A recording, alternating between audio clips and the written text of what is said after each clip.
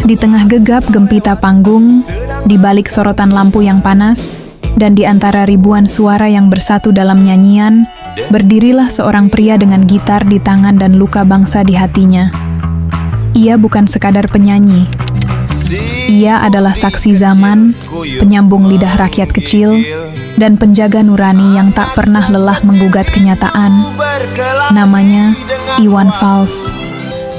Dari ganggang sempit Jakarta hingga pelosok negeri, suaranya telah menembus tembok istana, membisikkan keresahan yang tak berani diucapkan banyak orang.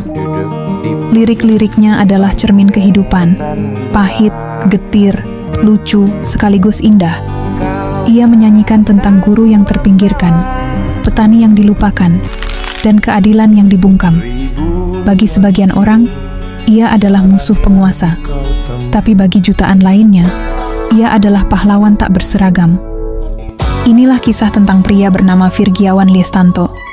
Seorang ayah yang pernah patah hati karena kehilangan anaknya. Seorang suami yang setia. Seorang seniman yang tak pernah berhenti bertanya. Dan seorang manusia yang memilih berdamai dengan luka, lalu menjadikannya lagu. Kamar ini.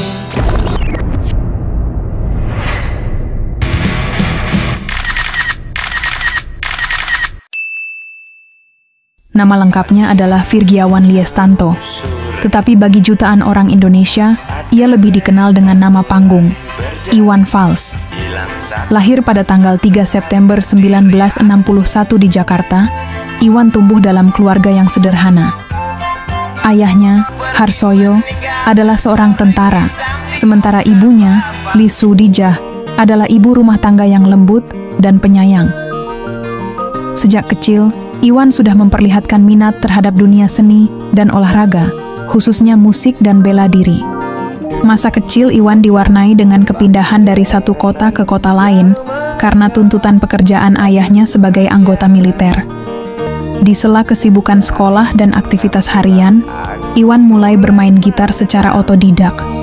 Ia belajar dari lingkungan sekitar, dari mendengar lagu-lagu yang populer saat itu, dan mulai menulis lagu sendiri sejak duduk di bangku SMP.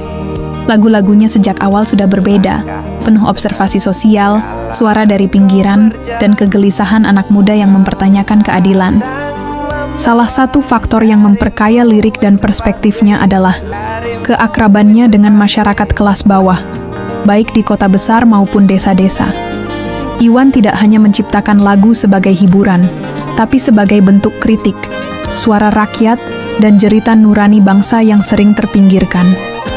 Karier profesional Iwan Fals dimulai pada tahun 1975 ketika ia mulai tampil di berbagai festival musik dan panggung kecil. Namun, titik balik terjadi pada akhir 1970-an hingga awal 80-an, saat ia mulai dikenal melalui festival-festival besar dan kemudian merilis album perdananya. Album Sarjana Muda yang dirilis tahun 1981 menjadi pembuka jalan popularitasnya di industri musik Indonesia. Lagu-lagu dalam album ini seperti Guru Umar Bakri, Ambulan Zigzag, dan Bangunlah Putra-Putri Pertiwi dengan cepat menjadi sangat populer karena liriknya yang tajam dan dekat dengan kenyataan masyarakat. Iwan dikenal sebagai troubadour masa kini yang menyuarakan kritik sosial dan politik lewat musik. Sosok sederhana bernama asli Virgiawan Liestanto ini menemukan pijakan hidupnya tak hanya di atas panggung, tapi juga di dalam rumah, tempat ia bisa menjadi suami, ayah, dan sahabat bagi istri dan anak-anaknya.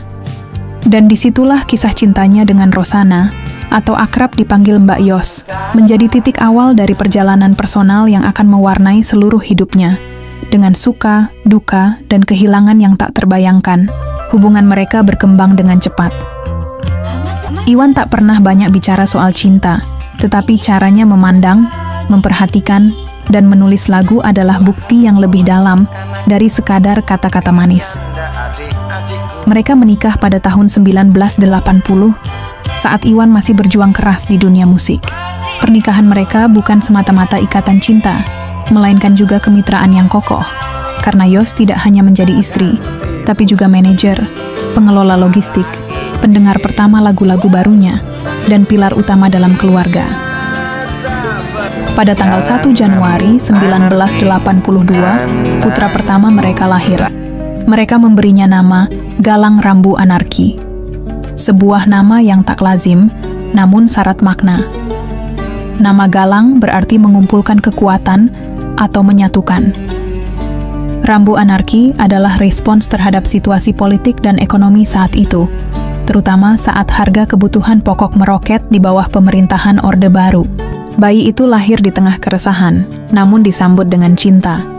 Galang menjadi simbol perjuangan yang hidup, anak yang dinanti-nanti dan diharapkan bisa tumbuh menjadi sosok yang bebas, jujur, dan kuat seperti cita-cita ayahnya. Seiring waktu, Galang tumbuh sebagai pribadi yang karismatik.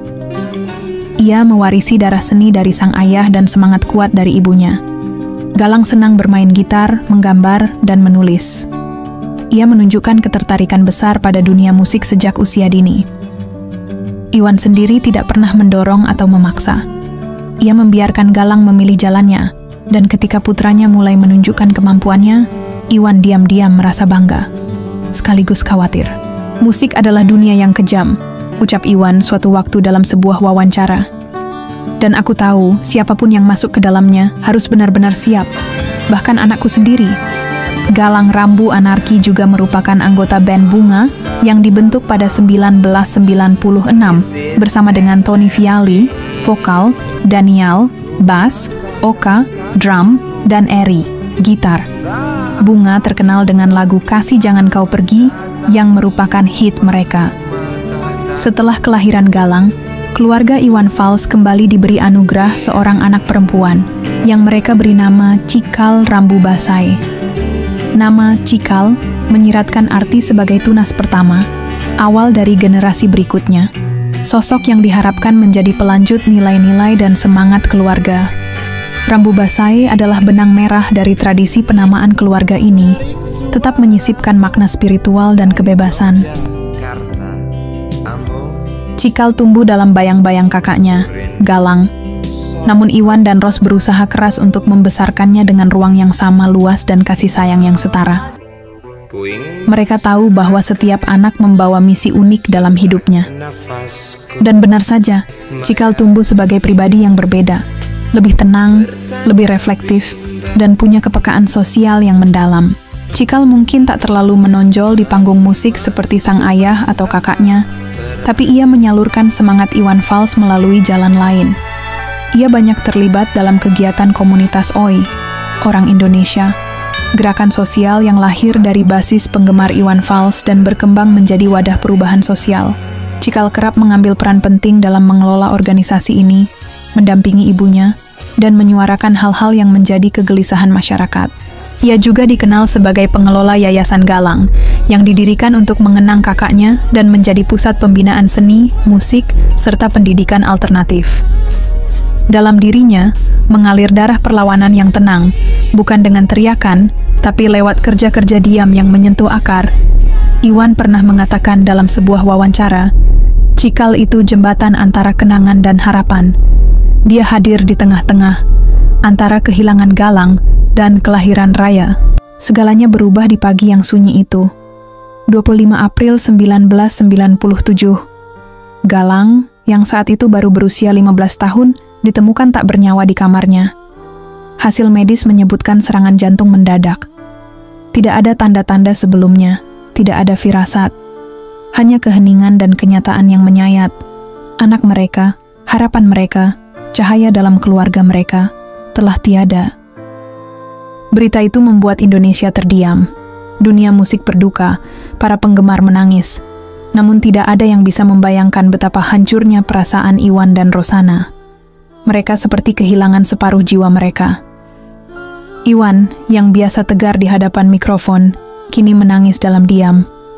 Ia mengurung diri berbulan-bulan, tidak menyentuh gitar, tidak bicara banyak, dan menolak tampil.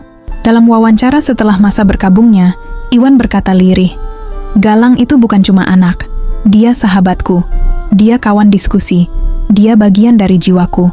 Ketika dia pergi, rasanya seperti napas ini ikut hilang. Kesedihan itu bukan hanya luka, ia menjadi transformasi." Iwan yang kembali ke panggung beberapa tahun kemudian bukan lagi sosok yang sama.